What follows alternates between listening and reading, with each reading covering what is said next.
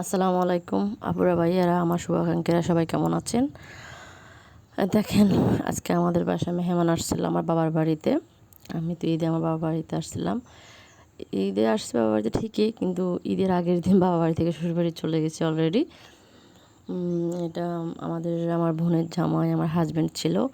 জানেনই তো যে শ্বশুরবাড়িতে যখন জামাই আসে তখন জামাইয়ের জন্য কী কী আপ্যায়ন করা হয় আপনাদেরকে একটু দেখালাম।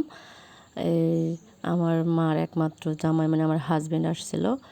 দেখেন, যে গ্রামের বাড়িতে মানে একজন মেয়ের জামাই আসলে তখন শাশুড়িরা কী কী আপ্যায়ন করে সেটা আপনাদেরকে দেখার জন্য আমি এই ভিডিওটা করা।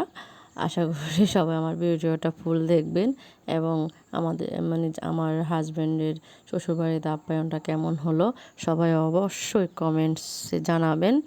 আর যদি ভালো লাগে লাইক, শেয়ার এবং সাবস্ক্রাইব করে দিবেন। এই যে এখানে আমার আম্মু জামাইয়ের জন্য পোলাও করছে, ডিম করছে, তারপর ইলিশ মাছ, পুকুরের বড় কাতলা, তারপরে হচ্ছে নদীর যেটা কী বলে সুরমা মাছ, গরুর মাংস, হাঁসের মাংস, এই তো এইসব।